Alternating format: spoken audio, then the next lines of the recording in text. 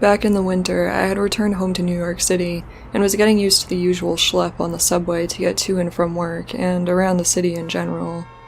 I hate the subway, and as an overarching sentiment towards the MTA. I had always called it the bane of my existence because it challenged me in all the areas I'm sensitive about: close proximity to strangers, claustrophobic spaces, temperature extremes, mysteriously foul smells, pests, and vermin. Overall, it's convenient and tolerable on a good day, but I still had my fair share of unfortunate encounters over the years that led me to regard the subway as a less than ideal mode of transportation around the city. This one early evening on a Sunday solidified my thinking. I had just left a breast cancer fundraiser around 7 p.m. and was only going a few stops over to where my house was on the N train. My little sister and I sat chatting quietly as the train began to move. A medium-built man in a gray pea coat and a beanie made eye contact with me and hurried over. He bent down close to my face, extending his arm out for a handshake, and said, "Hello there, you're very beautiful. How you doing? What's your name?"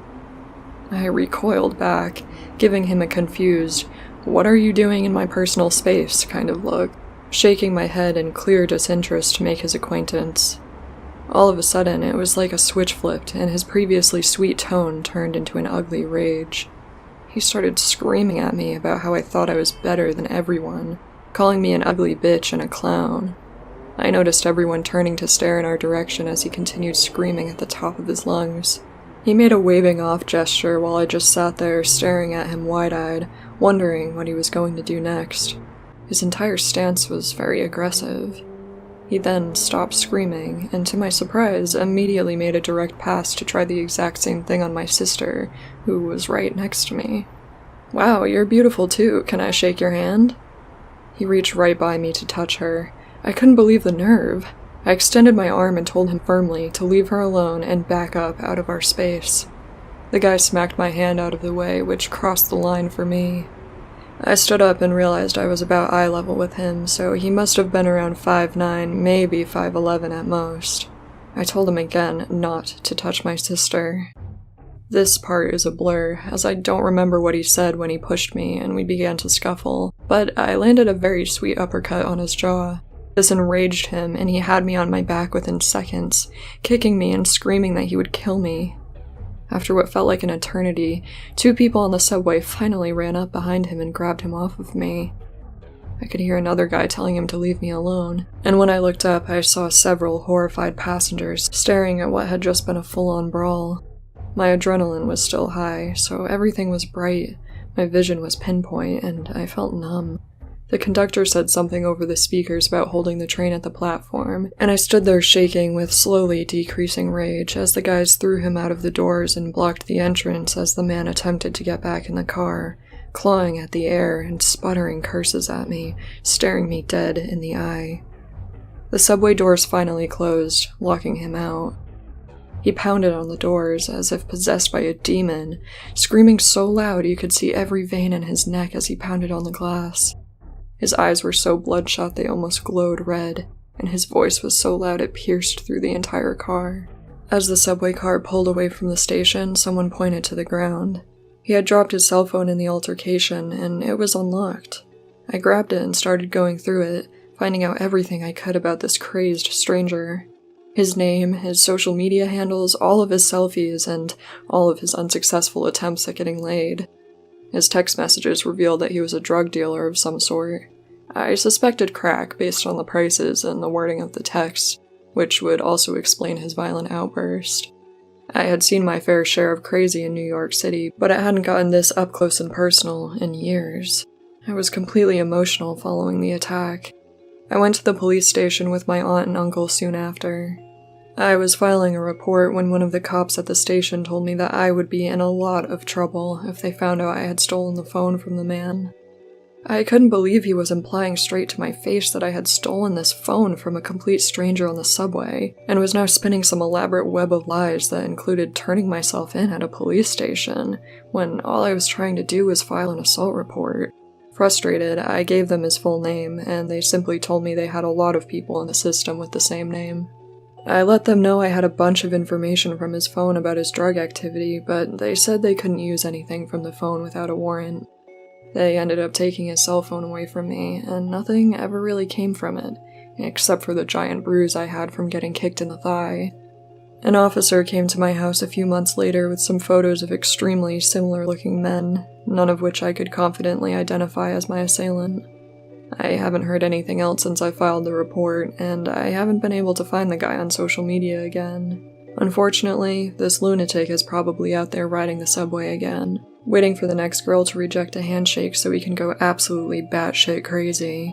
Sometimes I wonder what would have happened if it had been late at night with nobody around to help me. The guy had been screaming that he was going to kill me, and I'm sure he would have if he had the chance.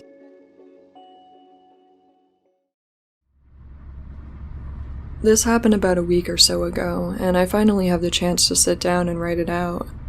I recently started school again, and as part of my daily regime, I have to travel to Toronto every Monday through Friday on the train and the subway lines. It's a good 2 hours each way, so I usually pull out a good book, pop in my headphones, and relax to some light music. Of course, from being out of town, I've heard a lot of the horror stories about what people endure on the TTC. Naturally, I figured most of it was just over-exaggeration and tall tales. I was very quickly proven wrong. On this particular day, I had just finished a very long, grueling day of school from 5 a.m. to 7 p.m., and I wanted nothing more than to just relax and get home as soon as possible. I took my usual bus route to the subway station and sat down at one of the seats directly next to an exit door. There was a 20-something Asian lady playing a game on her phone in the seat in front of me, across the subway car aisle. There was another woman in the other seat opposite me, also facing the Asian woman on her phone. This other woman was probably around 30 or 40 and had an extremely creepy smile. She actually didn't stop smiling for the entire ride. For the first half of my trip, she was continuously staring at the Asian girl, laughing and muttering to herself. She occasionally took out her phone and started taking pictures of the girl. I still have no idea how she didn't notice. About halfway through the ride, the Asian girl left the car. She turned full front to me, giving me her huge, toothy grin. I knew that if I made eye contact, I was going to be in for a bad time, so I just stared at a poster on the roof of the train for what felt like hours. Eventually, she got the hint that I was avoiding her gaze like the plague, and went to plan B. She opened her purse and removed a tube of toothpaste, and proceeded to ingest roughly half of the tube. I damn near threw up then and there, but somehow held it together, even though she was still staring at me, and was now covered in toothpaste. My stop finally came, and I bolted from that car as fast as I could. I got to the escalator and risked a glance over my shoulder, seeing the woman walking fast after me, arms at her sides, still smiling. I was understandably terrified at this point, so I ran out of the station right to the bus, just as it was pulling away. I took one final look back, and there she was, standing on the platform, head cocked to the side, laughing and waving goodbye. I'm a 22-year-old woman, and I've been living in London for 4 years. I was coming home from a gig one Wednesday night around 11:30 and had just made the switch to my final tube line of the night. It was fairly busy, with about 10 or so people in the same carriage as me. I sat down on the flip-out seats near the door, slightly tipsy from my gig. I never get drunk when I'm out by myself though, so I can remain cautious of my surroundings. There were a couple of girls and a smaller man sitting opposite of me. Everyone looked fairly normal, so I felt pretty relaxed in my seat. As a bit of context, I'm a 5'8" competitive weightlifter, and I was wearing all black with a leather jacket and heavy boots that evening. If someone was looking to attack anyone, I'd be a fair challenge. So I thought it was a bit weird when the man got up and flipped out the seat next to me to sit down, especially since he had moved from a much more comfortable seat. I quickly glanced over at him, and he surprisingly didn't look crazy. He didn't smell like anything, he didn't look high, and he was dressed well. But he sat there, completely angled towards me, turned as far in my direction as possible.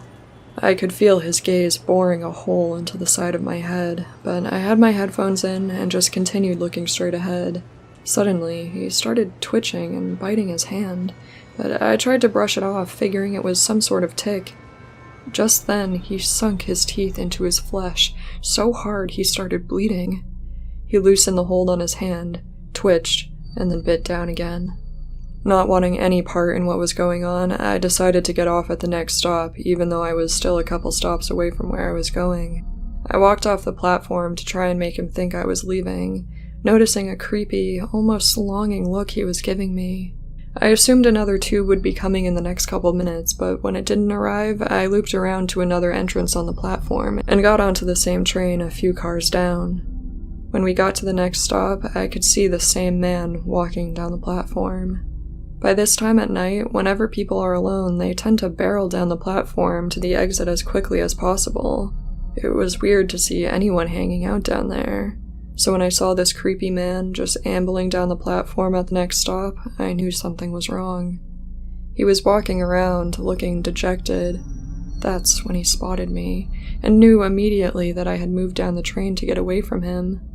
Luckily, the doors had just closed, so he had no way to get to me. He made eye contact with me and started shrieking and banging on the closed doors, blood from his bitten hand smearing everywhere as the train pulled away. That sight still continues to rattle me every time I think of that night.